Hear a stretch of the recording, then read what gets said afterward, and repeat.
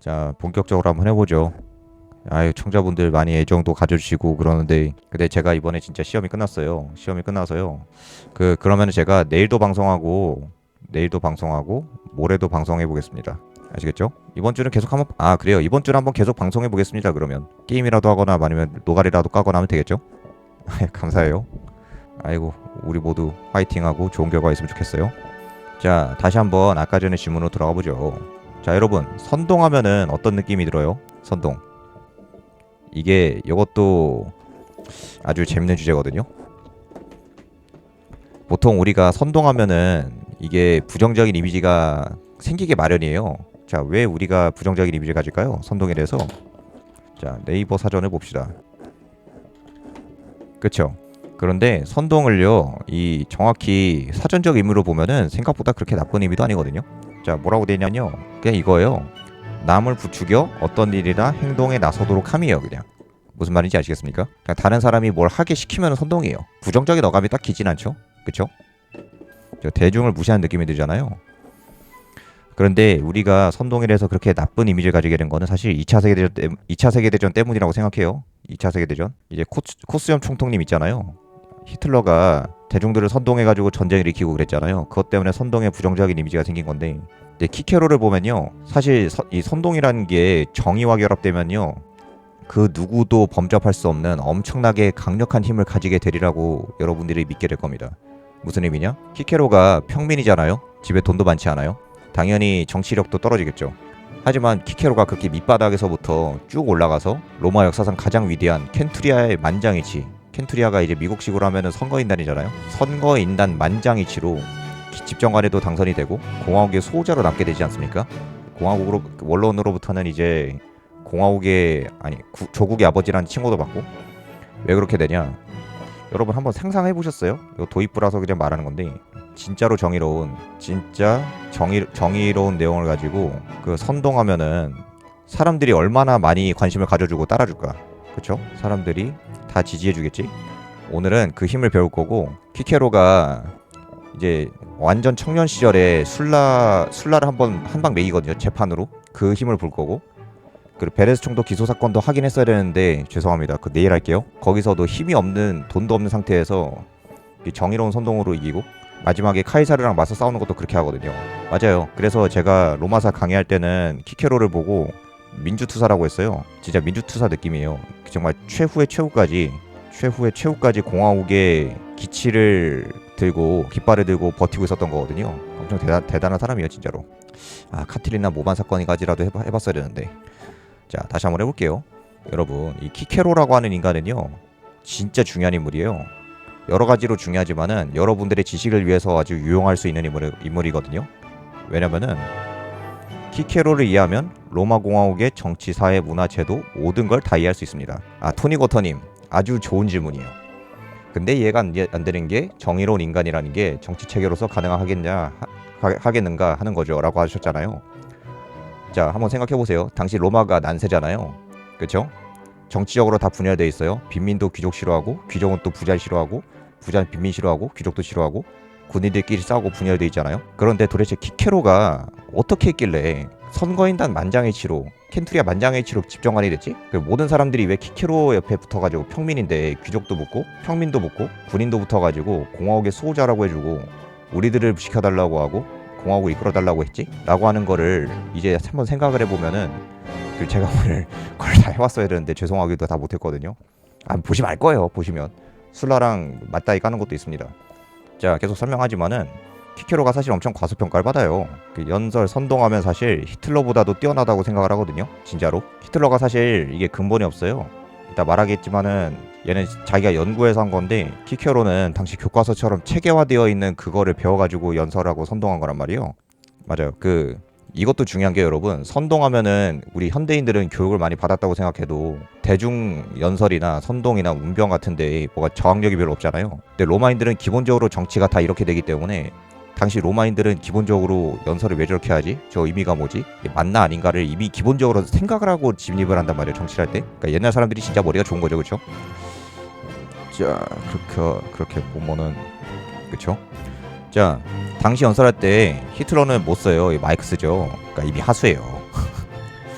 이때는 마이크도 없었고 히틀러는 포즈랑 제스처를 연구했다고 했잖아요. 근데 근본이 없어요. 로마인들은 이미 교과서까지 체계화된 상태였고 키케로는 그걸 심지어 더욱 발전시킵니다. 그리고 또한 실제로 정의로운 정치 행적을 보이거든요. 그것 때문에 이제 달라붙는 거예요. 박성호님 안녕하세요. 열심히 하겠습니다. 근데 죄송하게도 제가 자료를 다 못 준비해서 이번 주는 제가 시험도 끝나서 이번 주 내내 방송을 한번 켜볼게요. 아시겠죠? 시청자분들 모두 사랑합니다. 로마 많이 관심 가져주세요. 자, 아무튼 간에 키케로가 그렇게 중요한 인물인데, 자, 그럼 대중들이 왜 키케로를 이해하기 어려울까? 중요한 질문이잖아요.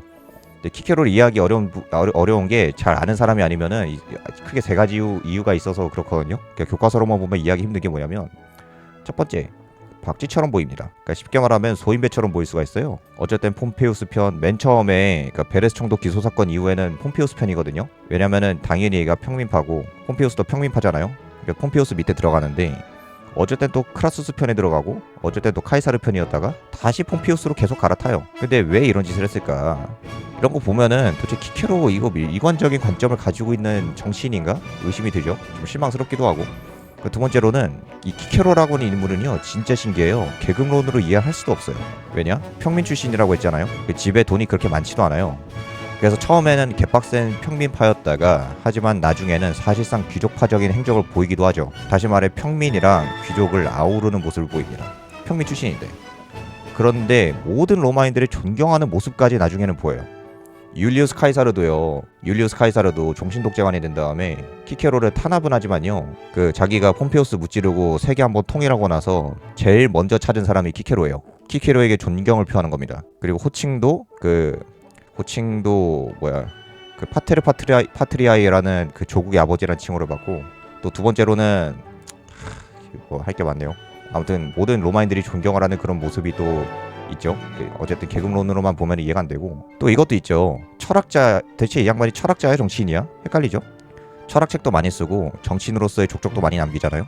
자, 그 요약하자면 키케로의 정치 철학은 쉽게 말하면 공화주의예요. 그 아직도 조회수가 100개도 안 나온 그 에피쿠로스주의랑 비교하는 영상을 올렸었는데 키케로는 기본적으로 아카데미아주의적인 아리스토텔레스 정치 철학의 영향을 매우 강하게 받아요. 이게 뭔 소리냐? 그러니까 쉽게 말하면 학교 있잖아요. 학교 과목을 열심히 공부한 거예요. 학교 과목을 열심히 공부한 범생이에요, 범생이의 그 만년서생. 뭔지 아시겠죠? 근데 그거를 종합을 해가지고 로마식의 공화주의라는 이름으로 바꿔요. 자, 동시에 로마식 공화주의를 사실상 완성한 것으로 보이는데 그럼 그의 행적이 왜 공화주의야? 공화주의가 뭔데? 이렇게 물어볼 수 있잖아요. 이것도 설명했어야 하는데 짧게만 짚고 갈게요. 짧게만.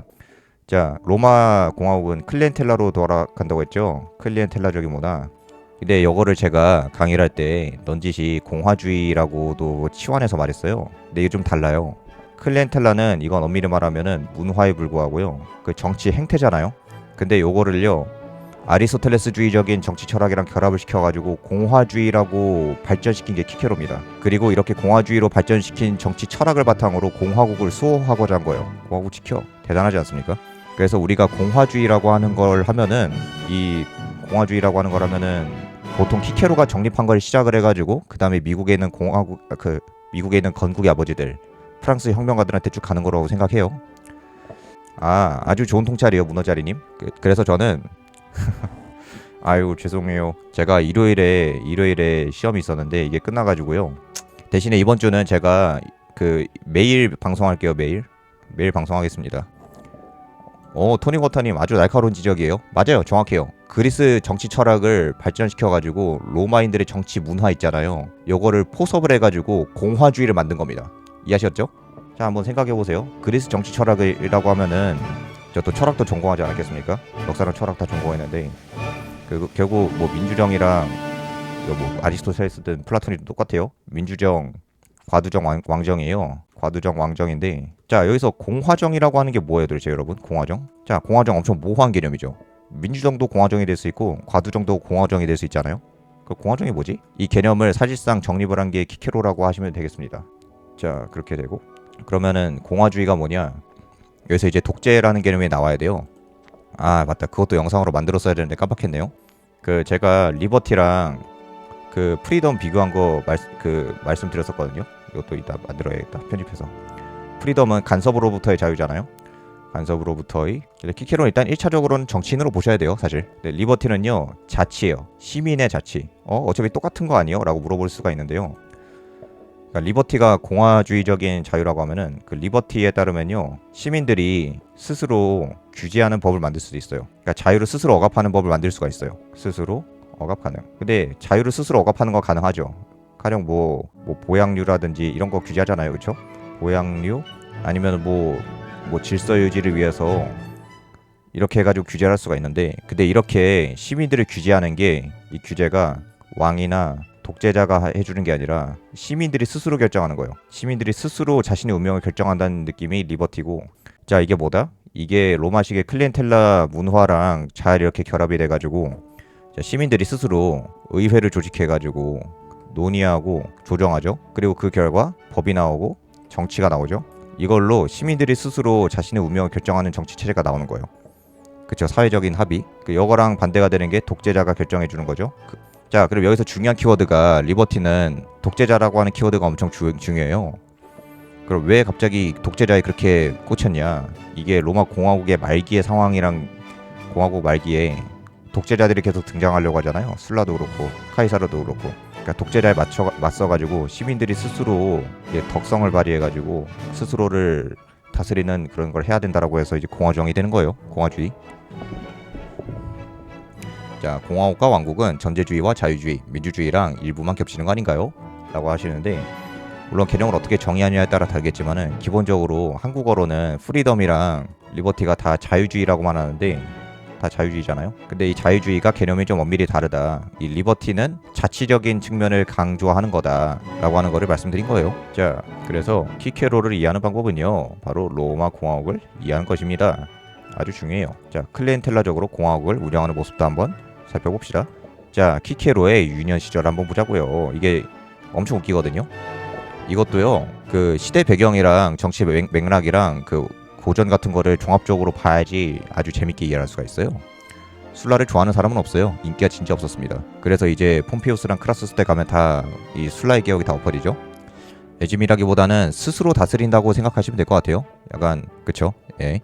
아무튼 키케로의 출신 배경을 말하자면요 아주 독특해요. 아르피눔 출신의 에퀴테스 집안이에요. 비로마인이에요. 근데 시민권을 받은 비로마인이고 평민 출신입니다. 에퀴테스잖아요. 자, 그러면 에퀴테스라고 하면은 돈이 엄청 많냐? 사실 돈도 그렇게 많진 않아요. 돈도 그냥 중산층 정도의 느낌이에요. 그러니까 최소한 자녀 교육에 아낌없이 투자할 수 있는 집안이고, 그 나중에 키케로가 장성했을 때 변호사로서 일을 잘 못하거든요. 그때 집안을 거덜내게 생겼다는 그런 말도 들을 정도로 집안이 그렇게 막 여유로운 그런 집안은 아니에요. 그쵸? 현실 그 현대랑은 좀 많이 다르긴 하겠죠. 일단은 당시의 프리덤과 리버티를 비교하는 구도가 그렇다는 거고요.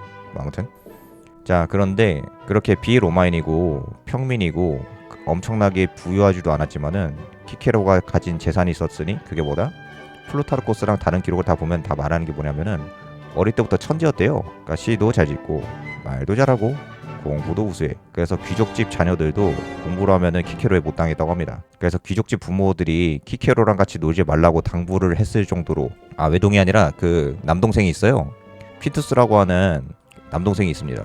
그래서 퀸투스가 이 키케로랑 가족이잖아요. 그 자기 형이고, 그래가지고 엄청 끈끈하게 우정을 잘 유지하면서 정치를 쭉 이어가는데, 그리고 카이사르가 잘 이간질을 해가지고 둘이 사이가 틀어집니다. 이거 그 갈리아 원정 때 나중에 한번 좀 배울 수가 있게 돼요. 그래서 퀸투스가 결국 키케로 덕분에 법무관까지 하거든요. 나중에 형 때문에 내 인생 망쳤어요 뻑큐 하면서 그냥 도망가죠. 자, 플루타르코스에 따르면은 공부를 너무 잘해가지고 지역 친구들한테 인기도 많았고 어릴 적부터 유서 깊은 가문 친구들도 많이 사귀었을 것이라고 주장이 된다고 합니다. 그러게요. 저도 그렇게 생각하는데, 왜냐면은 당시 귀족들이 평민들 차별하는 게 엄청 심했어요. 그리고 키케로는 심지어 일반 평민도 아니고 비로만 출신이잖아요. 아르피눔 출신. 그러니까 더 차별을 했을 겁니다. 근데 키케로가 또 중요한 캐릭터가 뭐냐면요, 운동을 잘 못했어요. 그러니까 얘는 진짜 만년서생이에요. 그냥 만년서생, 진짜 그냥 선비예요. 그래서 검투사 경기도 극혐했고 군복무도 설렁설렁해서 진짜 그냥 공부만 잘하는 그런 느낌이고. 자, 여기서 또 짚어야 될 게 뭐냐면요, 이렇게만 하면은 노잼이에요. 근데 이렇게 보면은 갑자기 로마 역사가 달리 보여요. 율리우스 카이사르랑 키케로가요, 이게 자라난 과정이랑 시대적인 배경이랑 이런 게 진짜 웃겨요. 옛날에는 의무복무였는데 나중에 바뀌죠. 마리우스 군제개혁이 퍼지면서 그렇게 해서 이제 사실상 그 징병제가 폐지됐다가 나중에 또 징병제가 부활하거나 하는데 키케로 때는 아직 징병제였던 것 같군요. 자, 어쨌든 카이사르랑 어릴 때부터 인연이 있었어요. 그것도 매우 긴밀한 우정을 유지했던 것으로 보이거든요. 제가 보기에는 이후의 행적을 보면은 둘이 꽤 오래 동문수학했고 능력치 비교도 옛날부터 이렇게 전해져 내려왔습니다. 아주 흥미롭게도. 일단은 키케로가 카이사르보다 한 6살 형이거든요. 운명이에요, 진짜로. 이게 진짜 재밌어요, 여러분. 진짜 운명이에요. 그런데 여기서 좀 자세히 안 썼군요. 그것도 보완해야 되는데. 근데 카이사르랑 키케로가 같은 선생님 밑에서 배워요. 같은 선생님. 그 선생님 이름이 마르쿠스 안토니우스 그니포거든요. 그니포. 네, 이 안토니우스 그니포 선생님이요, 진짜 재밌는 캐릭터예요. 이걸로 이 선생님 덕분에 이 카이사르랑 키케로의 관계로 로마를 당시 로마를 이해하는 게 더 재밌어집니다. 잠깐만, 티로야 정말로 이거를 안 만들었단 말이니? 세상에. 제가 보기에 만들었었는데 이거 슬라이드를 저장 안 한 것 같아요. 자, 그니포 선생님이요, 아주 재밌는 캐릭터가 뭐냐면은 이 갈리아 출신이래요. 갈리아 출신의 문법학자라고 합니다. 근데 웃기죠? 여러분, 카이사르의 출신이 뭡니까? 파트리키예요. 다시 말해 명문 귀족이에요. 자, 그러면은 당시 로마인들은 명문 귀족이면은 어떤 사람들 밑에서 공부했어요? 대체로 다 그리스 출신 학자들 밑에서 공부했잖아요. 그쵸? 그리스 노예로부터 어릴 때부터 그리스어를 배우고 이제 어느 정도 제대로 공부를 해야 되겠다 하면은 그리스 출신의 학자 밑에서 공부한단 말이에요. 그리스 출신의 학자 밑에서. 그런데 카이사르가 갈리아 출신 문법학자의 밑에서 공부했다는 기록이 있어요. 이걸 통해 뭘 할 수 있냐? 여기 썼구나. 그래요. 자, 유년 시절 대충 초중학교 그쯤인데, 자, 다시 말할게요. 마르쿠스 안토니우스 그니포라는 갈리아 출신 선생님 밑에서 공부를 했대요. 상징적인 선생님이시고. 다시 말하지만 로마의 당시 부유층이나 고귀한 귀족층은 모두 유능한 그리스 출신 학자 밑에서 공부를 해요. 그렇잖아요? 원어민 교사 밑에서 공부한다는 거고. 그런데 카이사르는요, 율리우스 가문 출신이긴 하죠. 명문 귀족이긴 한데, 그래서 이 율리우스 가문의 시조가 비너스라고 했잖아요. 비너스가 시조인 엄청나게 뼈대 있는 그런 가문임에도 불구하고 몰락한 집안이라서 집에 돈이 없었던 겁니다. 그리스 출신 선생님 밑에서 공부할 돈이 없어요. 그래서 안토니우스 그니포라고 하는 갈리아 출신 선생님 밑에서 공부를 한 겁니다. 자, 그런데 키케로는 뭡니까? 아까 말씀드렸다시피 평민 출신이라고 했죠. 다시 말하지만 에퀴테스긴 해도요, 그 집에 돈이 엄청나게 많았던 것도 아니에요. 맞아요, 아프로디테예요. 율리우스 카이사르의 시조는 아프로디테입니다. 그래서 이 마르쿠스 안토니우스 그니포라고 하는 선생님 밑에 어떤 애들이 들어오냐, 당시 몰락한 귀족이랑 공부 잘하는 평민이 이 갈리아 출신 교사 밑에서 만난 거예요. 신기하죠? 엄청 상징적이죠. 그리고 이거 이후에도 카이사르가 키케로가 유학을 가는 길도 졸졸 따라오고 그래요. 키케로가 그 로도스의 몰론 밑에서 공부했다고 했잖아요. 근데 키케로가 졸업해서 돌아간 다음에 카이사르가 또 로도스의 몰론 밑에서 가서 공부하고 또 오고 그래요. 이 기록이 많이 없어서 그러는데 제가 보기엔 아무리 봐도 카이사르가 키케로 뒤를 졸졸 따라다니는 걸로밖에 안 보이거든요. 그래가지고 당시 그 로마의 미래를 바꾸는 사람들이잖아요. 로마의 미래가 이렇게 이게 뭐야, 그 빈곤한데 유능했던 이런 선생님 밑에서 공부했던 그런 것도 나오는 거고, 이런 기록들이 있어요. 자, 키케로랑 카이사르 성격 비교인데, 자, 키케로는 만년서생이에요. 그래서 공부밖에 못하고 운동은 젬병이라 가지고 이 키케로 꿈이 뭐였냐, 이 어린 잼민임에도 불구하고 자신은 철학자로 성공하고 싶다고 하고 다녔대요. 그리고 이미 이때 잼민이 때 글도 엄청 잘 써가지고 시창작으로도 유명해요. 그러니까 문학도 해요. 아까 전에 어떤 분이 키케로는 그 문학으로 유명하지 않냐라고 말씀해 주셨는데, 맞아요. 문학으로도 엄청 유명해요. 어릴 때부터 작품 많이 썼습니다. 엄청나게 유능한 거예요. 공부를 진짜 잘하는 거고. 반면에 카이사르는 어떠냐? 카이사르는 엄청 흥미로워요. 어릴 적에 공부도 잘하고 운동도 잘하는 날라리 느낌이었어요. 뭐 반에 그런 애들 한 명쯤 있잖아요. 얘는 애지간히 공부해도 성적이 한 2등급에서 한 잘하면 1등급 정도 나오는데 운동도 잘해. 약간 날라리끼가 있어. 그런 애들 느낌이었던 것 같고. 그런데 공부도 잘하는 주제에 맨날 전쟁놀이를 하고 놀았다고 합니다.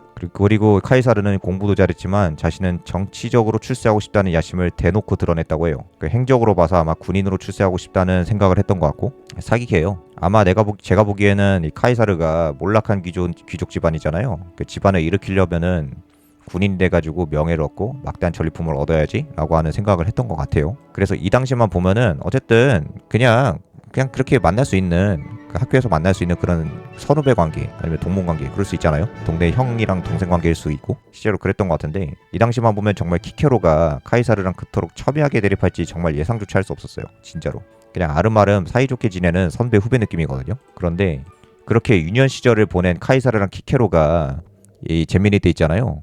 잼미니 때 그들이 나고 자란 시대가 난세였어요.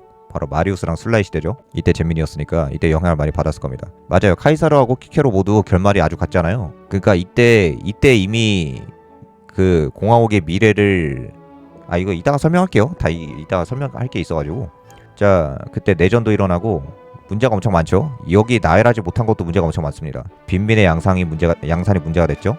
심지어는 그라쿠스 형제의 개혁도 실패가 됩니다. 노예도 증가해요. 스파르타쿠스의 난도 나중에 일어나죠. 공화주의도 붕괴됩니다. 클리엔텔라에서 낙오된 빈민들이 봉기를 일으키고 쿠데타 위험도 증가해요. 이게 바로 이제 키케로가 막은 카트리나 모반 사건이고 그리고 정치적 야심가들이 등장하죠. 마리우스 같은 애들. 외세 침략도 가속화됩니다. 킴브리 전쟁, 미트리다테스 전쟁, 그리고 지방 동맹시의 불만도 증가해요. 나중에 실제로 동맹시 전쟁도 일어나죠. 그리고 스파르타쿠스의 난도 동맹시 전쟁 느낌이 좀 있다고 말씀드렸어요.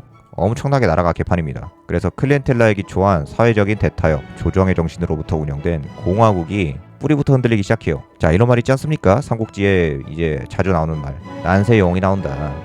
이런 난세에 태어난 공부도 잘하고 유능했던 이런 청년들은요, 전부 다 이런 난세에 야심을 불태우지 않겠어요. 각자만의 야심과 비전을 가지고 인생을 개척하기 시작하는 겁니다.